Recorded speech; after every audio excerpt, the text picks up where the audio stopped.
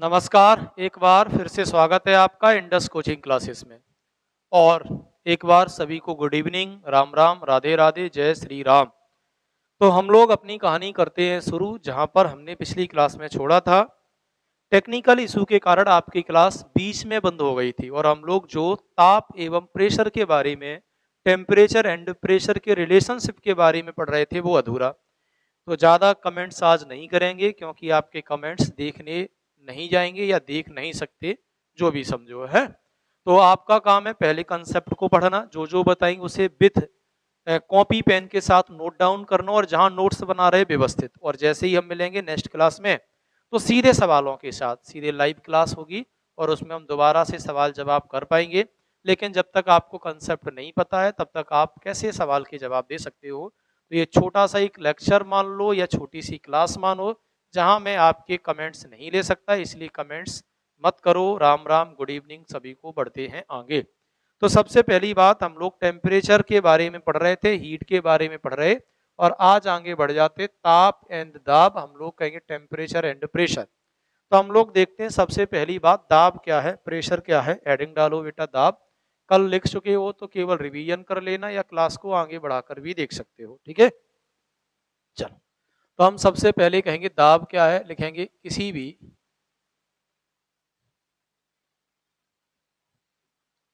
वस्तु या पदार्थ के द्वारा इकाई क्षेत्रफल क्षेत्रफल पर लगाया गया बल बल दाब कहलाता है, प्रेशर कहलाता है।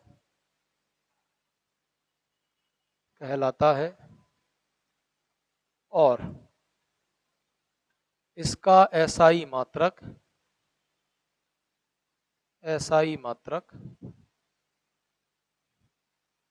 पास्कल होता है।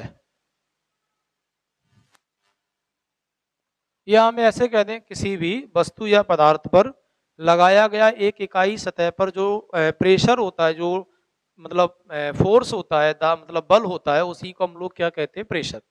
तो प्रेशर का फॉर्मूला क्या है सर? हम लोग कहेंगे सर प्रेशर बराबर क्या है? हम लोग कहेंगे सर प्रेशर बराबर फोर्स अपॉन क्या है बेटा, एरिया। और अभी हम लोगों ने बात की कि सर जो हमारा प्रेशर है रियल में इसका मात्रक क्या है, तो हम लोग कहेंगे सर पास्कल। और पास्कल को हम किससे लिखेंगे बेटा, पी से। और याद रहे फोर्स का क्या होता है बेटा, तो हम कहेंगे न्यूटन। और एरिया का क्या होता है, तो हम लोग कहेंगे सर मीटर स्क्वायर। तो हम लोग ऐसे कह सकते हैं कि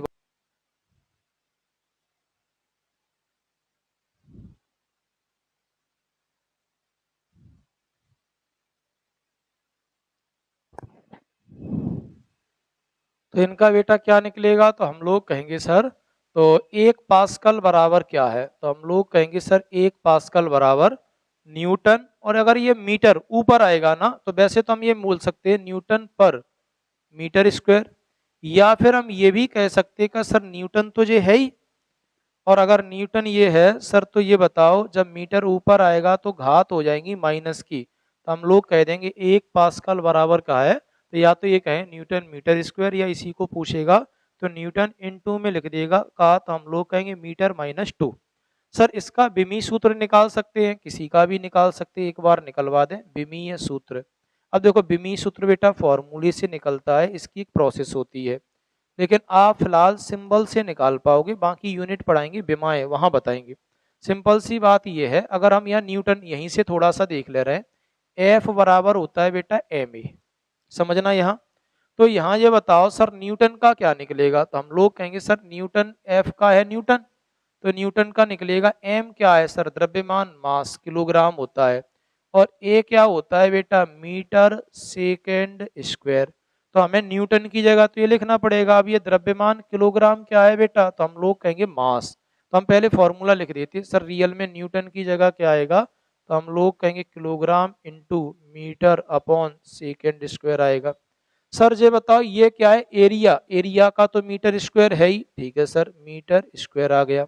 या जे बताओ बेटा 1 मीटर स्क्वायर से जो 1 मीटर स्क्वायर कट जाएंगे, ठीक है। तो यहाँ का बच्चे किलोग्राम, किलोग्राम किसे रिप्रेजेंट करता है बेटा, तो हम लोग कहेंगे मास को, तो एम आ गया, ऊपर तो कुछ बचा नहीं।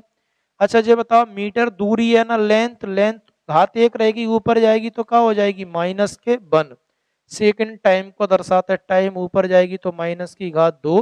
तो रियल में हमारा जो विमीय सूत्र निकला है वो क्या निकलेगा, तो हम लोग कहेंगे सर हमारा जो डायमेंशन निकला है, जो विमीय सूत्र निकला है, ml पे घात 1 और बेटा t पे घात माइनस की कितनी होगी 1। तो फिलहाल हमें जो समझ में आओ बेटा वो कहा है, जा वाली बात पे विशेष ध्यान दो। तो हम लोग कहेंगे सर जो हमें समझ में आओ वो ये है कि हमारा जो प्रेशर है, प्रेशर यानी दाब, ये जो दाब है ना, दाब सीधा लिख देते हैं दाब। दाब क्या है, तो हम कहेंगे फोर्स के समानुपाती। तो हम लोग कहेंगे जो हमारा दाब होता है वो हम लोग कहेंगे बल के समानुपाती है, समानुपाती। यानी बल बढ़ाएंगे तो हमारा दाब बढ़ जाएगा। तो हम ऐसे कह सकते हैं कि सर अगर हम फोर्स बढ़ाएंगे तो हमारा प्रेशर भी बढ़ जाएगा, ठीक है, और घटाएंगे तो घट जाएगा। यहीं बेटा अगर हम लोग दाब की बात करें किससे, तो हम लोग कहेंगे सर एरिया, क्षेत्रफल से। तो क्षेत्रफल के कैसा है बेटा, व्युत्क्रमानुपाती, क्रमानुपाती। तो ये कैसा होगा बेटा, तो हम लोग कहेंगे सर अगर हम एरिया बढ़ाएं तो हमारा प्रेशर घटेगा, और अगर एरिया घटाएंगे तो प्रेशर बढ़ेगा। अब ये तुम्हें डिसाइड करना है कहाँ बढ़ाना है कहाँ घटाना है। एक बात बताओ बेटा, हमें किसी भी चीज को नुकीली क्या है, जैसे मान लो चाकू से जल्दी कट लगता है और उसकी तुलना में भी ब्लेड बहुत जल्दी कट लगा देती है। इसका मतलब है चाकू की तुलना में जो ब्लेड है ना उसका एरिया बहुत कम है, तो वो थोड़ा सा भी बल होता है वो हाई प्रेशर फील करवाता है। तो हम एक बात कह सकते हैं सर अगर किसी वस्तु को चीरना हो या काटना हो, किसी वस्तु को बेटा अगर चीरना है या फिर काटना है तो ऐसे में क्या करो, तो हम लोग कहेंगे सर ऐसे में प्रेशर ज़्यादा करो। और प्रेशर ज़्यादा कब होगा, जब एरिया ज़्यादा होगा। तो अच्छे चाकू, अच्छी तलवार, अच्छी कीलें बनाने के लिए क्या जरूरी है, एरिया को कम कर दो। तो हम दीवार में कील वील ठोकेंगे, एरिया कम कर देंगे, आसानी से ठुक जाएगी। एरिया ज़्यादा होएगा तो बेटा आसानी से नहीं ठुक पाएगी, ठीक है। अब हमने कई बार सुना है ऊंट रेगिस्तान में दौड़ता है, ऊंट के साथ में है क्या, तो ऊंट के जो पैर हैं, बाकी देखो बाकी जो पशु होंगे बिन के पैर कैसे होंगे बेटा, तो हम लोग कहेंगे सर बिन के पैर होंगे ऐसे नुकीले। बाकी जो पशु हैं बिन के पैर तो ऐसे होंगे बेटा नुकीले। तो रियल में बिन को यहाँ देखेंगे तो एरिया कैसा कम, और ऊंट को जो पैर होएगा वो ऐसा होएगा गद्दी नुमा।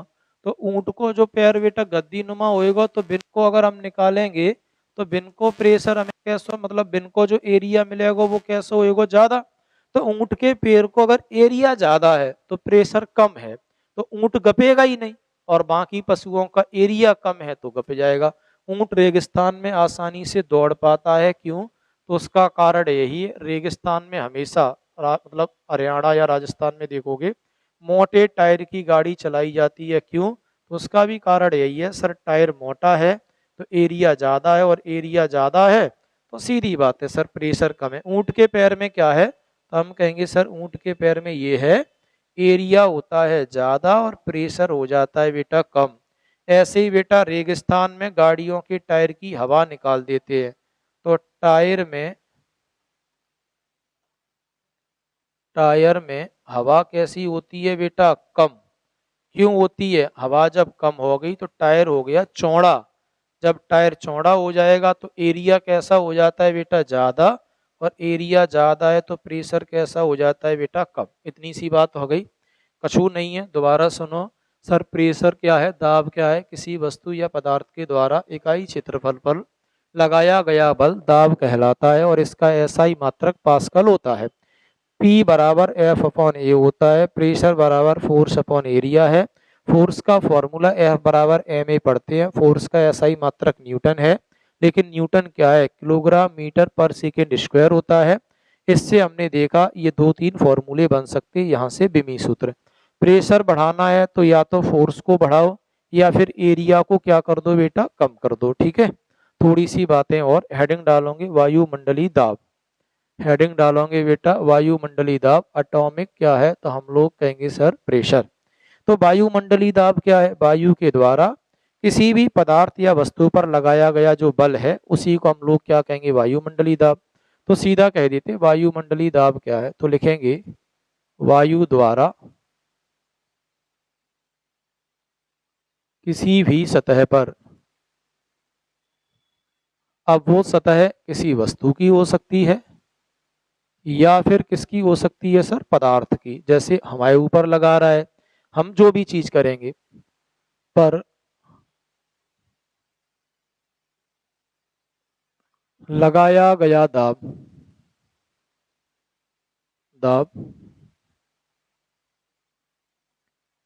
वायुमंडलीय दाब कहलाता है। अगला लिखेंगे, रट लेना इस लाइन को, वायुमंडलीय दाब,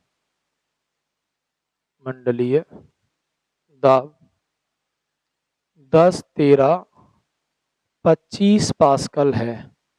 तो वायुमंडलीय दाब कितना है बेटा? 10, 13, 25 पास्कल है। और वायुमंडलीय दाब कितना है? 1,01,325 पास्कल है। ध्यान रहे, वायु द्वारा हमारे ऊपर जो बल लगाया जाता है, फोर्स लगाया जाता है, या हम ऐसे कहें जो सर क्या करता है, प्रेशर लगता है, वो 10, 13, 25 पास्कल है। लेकिन हमारी बॉडी इस एनवायरनमेंट में तैयार हुई तो हम जो बाहर की ओर ताकत लगाता है हमारा शरीर, वो भी 10, 13, 25 पास्कल है। इसलिए दोनों न्यूट्रल हो जाते हैं। दोनों कैसे हो जाते हैं बेटा? शांत। लेकिन हम आगे कभी पढ़ेंगे और बात करेंगे, हमेशा जो होता है वो हाई प्रेशर कहाँ जाता है बेटा? लो प्रेशर की ओर। तो ध्यान रहे, हमेशा हाई प्रेशर लो प्रेशर की ओर जाएगा। जैसे हम चले गए बेटा पानी में, तो पानी का प्रेशर ज्यादा, हमारे अंदर का प्रेशर कम, तो पानी हमारे अंदर भरने लगेगा। हम चले गए बेटा कहाँ? ऐसी जगह पहाड़न पे चले गए, तो पहाड़न पे पहले की तुलना में वायु कम होएंगी, तो वायुमंडलीय दाब कैसे है? कम। हमारे शरीर को प्रेशर कैसे है? ज्यादा, तो हमारे शरीर को मटेरियल बाहर आएगा। जो कोमल जगह होगी, नाक, आंख, कान से खून आने लगेगा। पहाड़ों पे चढ़ते समय आंख, नाक, कान से खून निकलता है। क्यों? क्योंकि बाहर को प्रेशर कम, अंदर को प्रेशर ज्यादा। अंतरिक्ष में जाने से पेन से इंक निकलने लगती है। क्यों? क्योंकि बाहर को प्रेशर कम, अंदर को प्रेशर कैसे होएगा बेटा? ज्यादा। तो इतनी सी कहानी है। गर्मियों के दिन में पेन से जल्दी स्याही निकलती है, गर्मियन में हवाएं गर्म होकर ऊपर चली जाती हैं, प्रेशर कम होता है, पेन के अंदर का प्रेशर ज्यादा, इसलिए इंक कैसी आ जाएगी बेटा? बाहर आ जाएगी। ठीक है, चलो अगली दो बातें और आसान भाषा में खत्म करें। लिखेंगे, दाब को बार और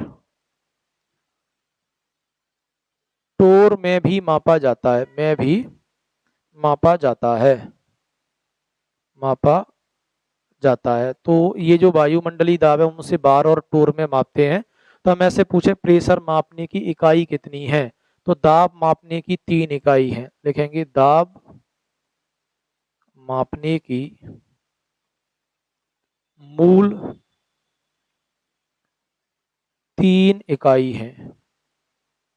कौन सा सर? हम कहेंगे पास्कल, दूसरा हम लोग कहेंगे सर बार, और तीसरा हम लोग कहेंगे सर टोर।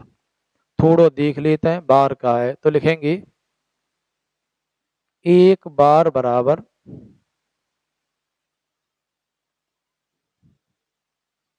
10⁵ पास्कल, या इसी को बोल सकते हैं 1,00,000 पास्कल, पास्कल होता है। तो बेटा हम 1 बार के बराबर 10⁵ कितनी रखते हैं? 5 पास्कल। थोड़ा देखियो, अगर हम वायुमंडलीय दाब की बात करें तो बोलोगे पास्कल में है 10, 13, 25 पास्कल। हम पूछें बेटा बार में, तो बोलोगे रियल में है तो इतना ही 25 पास्कल, लेकिन 1 बार की वैल्यू है 1,00,000 के बराबर, तो हम 5 जीरो भाग दे दे बेटा, 1, 2, 3, 4, 5, 1, 2, 3, 4, 5। रियल में हम पूछेंगे 1 बार कितने के बराबर है, मतलब वायुमंडलीय दाब कितना है, तो बोलोगे बार में है 1.0, 1.0135 और पास्कल में 10 13 25 पास्कल। सर अगर हम ऐसे पूछें 1 पास्कल बराबर, तो देखो बेटा अगर पास्कल निकालोगे तो जो नीचे आएंगे, तो ऐसे ही तो आएगा बेटा रियल में 1 बार बटे 10 पे घात 5 बराबर का होगा बेटा पास्कल। और जो घात ऊपर आएगी तो रियल में हम पूछें 1 पास्कल बराबर कितनी बार होता है, तो बोलोगे 1 पास्कल बराबर 10 पे घात माइनस के 5 बार होता है। माइनस के कितने होता है बेटा 5 बार। जैसे हम यहाँ पास्कल में जो बात कर रहे हैं 1 लाख 1000 0 13 25 ही है। चलो अब थोड़ा टूर की बात और करें फिर खत्म करें। कछु नहीं है, एक वैज्ञानिक भाई बेटा टोरेंसलीन। तो टोरेंसलीन नामक व्यक्ति से पूछा गया ये वायुमंडलीय दाब 10 13 25 पास्कल है, फील नहीं हो रहा, समझ में नहीं आ रहा। और ये वही टोरेंसलीन है जिन्होंने बैरोमीटर की खोज की और बैरोमीटर से ही वायुमंडलीय दाब मापते हैं, एटॉमिक प्रेशर मापते हैं। तो उनने फिर क्या किया, एक ट्यूब तैयार की बेटा, और उस ट्यूब को जब उनने तैयार किया तो उसमें उपकरण रखा सिक्का कॉइन्स की जगह, और फिर उनने क्या किया उसे भरना शुरू कर दिया पारे से।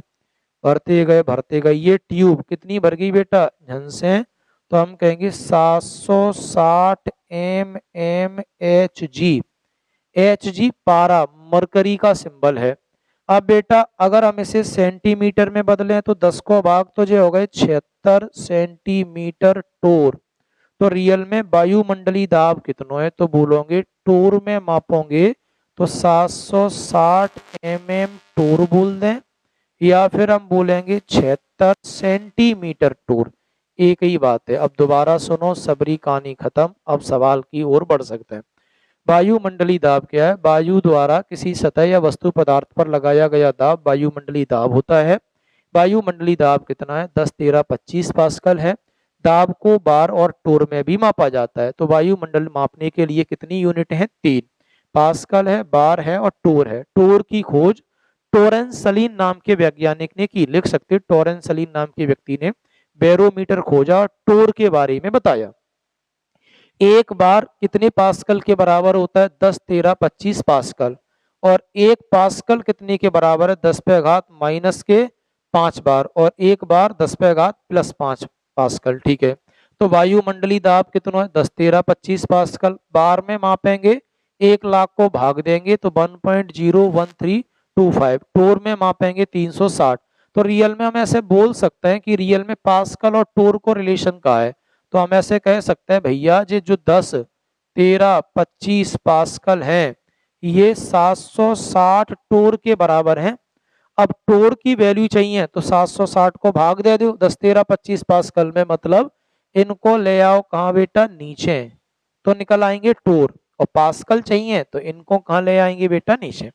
जन तक कहानी हो गई। वायुमंडलीय दाब क्या है, टोर क्या है, टोरेंसलीन क्या है, थोड़ी सी बातें और फिर हम लगाएंगे लगभग 50 सवाल। तो हेडिंग डालेंगे दाब का क्वथनांक पर प्रभाव। तो हम लोग कहेंगे pressure and boiling point relations या effect of pressure and boiling point. तो हम लोग क्वथनांक को बेटा क्या बोलते हैं, तो क्वथनांक को बीपी बोलते हैं और दाब को अभी हमने प्रेशर के नाम से जाना। ठीक है, सीधी बात लिख देते हैं फिर समझ में बेटर आएगा। तो लिखेंगे, लिखोगे दाब क्वथनांक के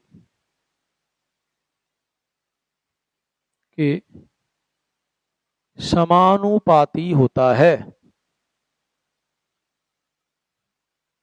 अतः अगर बेटा हम प्रेशर बढ़ाएंगे तो बॉइलिंग पॉइंट भी बढ़ जाएगा, और अगर बेटा हम प्रेशर घटाएंगे तो बॉइलिंग पॉइंट भी घट जाएगा।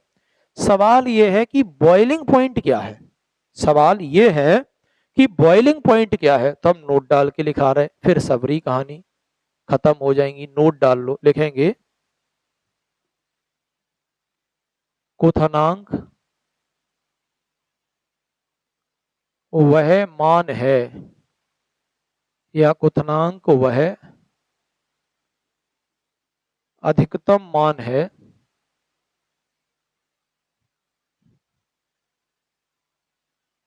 मान है जहां तक किसी तरल पदार्थ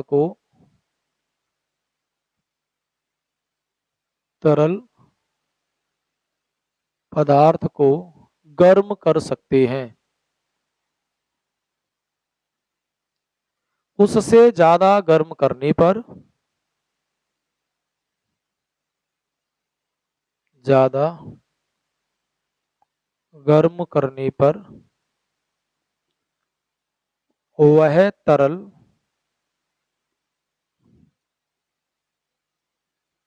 गैस में बदल जाएगा। जैसे बेटा, जैसे लिखेंगे पानी, जैसे पानी का जो बीपी है वो कितना है, तो हम बोलेंगे 100 डिग्री सेल्सियस। तो पानी को हम हाईएस्ट कितना गर्म कर सकते हैं, 100 डिग्री सेल्सियस। 100 डिग्री सेल्सियस से ज़्यादा गर्म करेंगे तो पानी भाप में बदल जाएगा और वो जो अतिरिक्त एनर्जी है वो लेटेंट हीट के रूप में बाहर निकल जाएगी। तो क्या तुम पानी को कभी 100 से ज़्यादा गर्म कर सकते हो? नॉर्मल तो नहीं कर पाएंगे, क्योंकि हमारे वायुमंडल में जो 10, 13, 25 पास्कल का प्रेशर है, वहाँ पानी का बॉइलिंग पॉइंट कितना है, तो हम लोग कहेंगे 100। अगर बॉइलिंग पॉइंट बढ़ाना है तो प्रेशर बढ़ाना पड़ेगा, और बॉइलिंग पॉइंट घटाना है तो प्रेशर घटाना। एक उदाहरण समझो, फिर आगे शायद आप आसानी से समझ पाओ। हम लोगों ने घर पे सब्जी बनानी है, हमने एक भगोनी ली और भगोनी को हमने कहाँ रख दिया बेटा, सिलेंडर पे। हम थोड़े से ज़्यादा जल्दी में हमें लगो और 2 सेकंड में सब्जी बनाए दें, और हमने कहा करो जा वाले भगोनी में गैस बहुत फ्लो हाई कर दा। फिर वो देखी कि सब्जी इतनी जल्दी नहीं पकी, कारण तुमने बहुत ज्यादा आग दी, बहुत ज्यादा दी।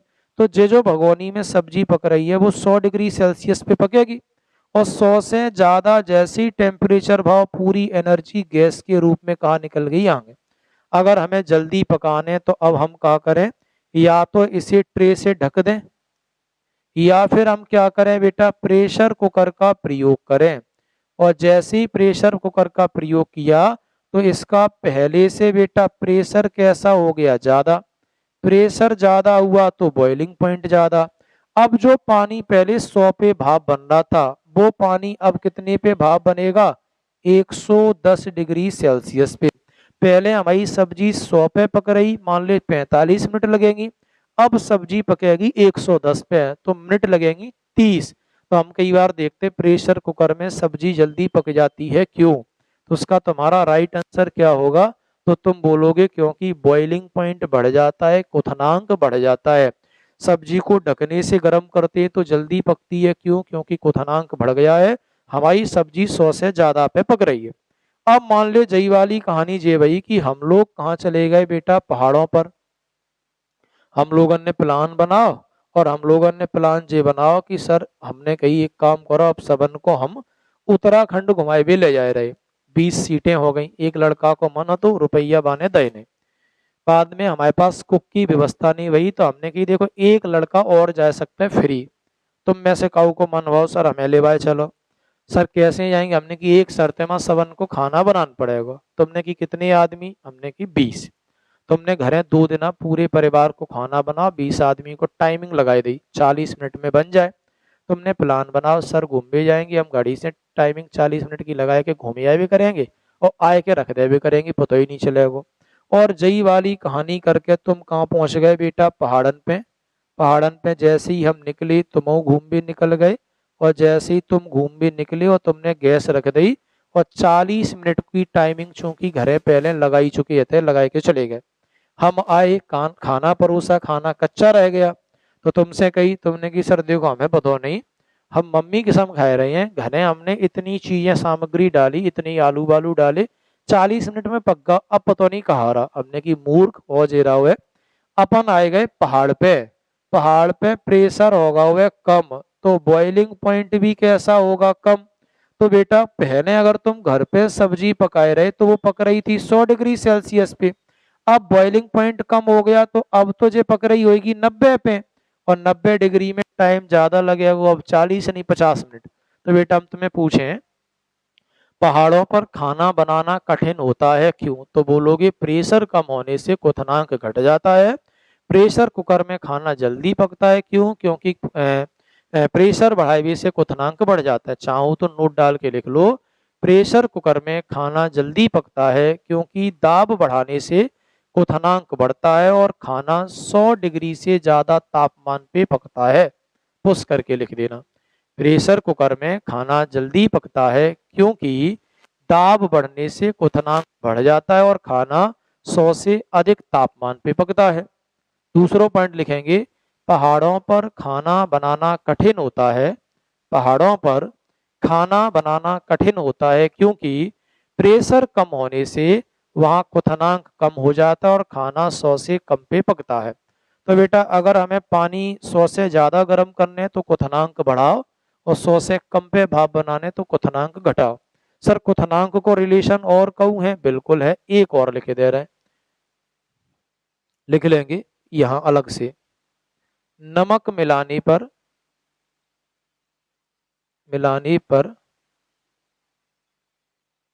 क्वथनांक बढ़ता है। तो अगर हम सब्जी में नमक मिलाएंगे तब भी बॉइलिंग पॉइंट बढ़ जाएगा, फिर भी खाना 100 से ज्यादा पे पकेगा।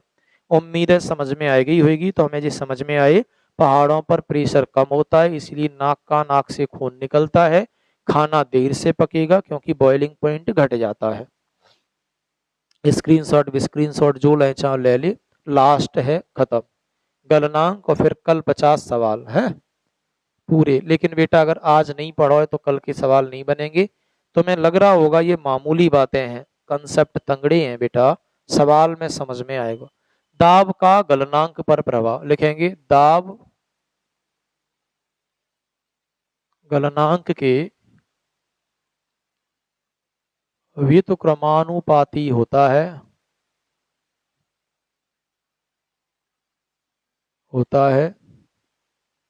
तो अगर बेटा हम क्या करेंगे, प्रेशर बढ़ाएंगे तो मेल्टिंग पॉइंट हमारा घटेगा, और प्रेशर बेटा अगर हम घटाएंगे तो मेल्टिंग पॉइंट हमारा क्या होगा बेटा, बढ़ेगा।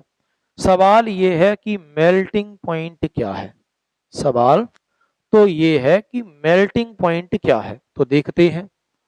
अब देखो बेटा, तो लिखेंगे गलनांक बिंदु वह अधिकतम मान है जहां तक किसी ठोस वस्तु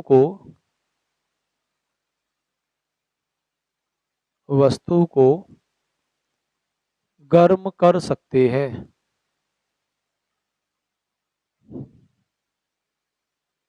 यदि इससे ज्यादा गर्म किया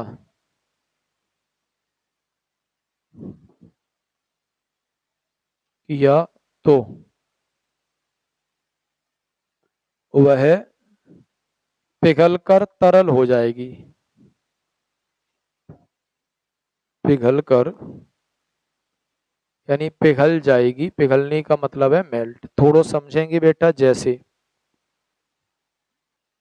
जैसे देखेंगे जो बर्फ है ना, बर्फ का मेल्टिंग पॉइंट यानी गलनांक बिंदु कितना है, 0 डिग्री सेल्सियस।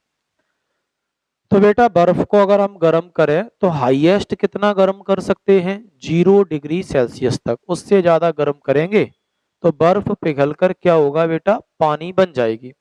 अच्छा जी बताओ, हम बर्फ को पानी बनाएंगे तो हमें 0 डिग्री टेम्परेचर, और ये सब किसमें है, 10, 13, 25 पास्कल।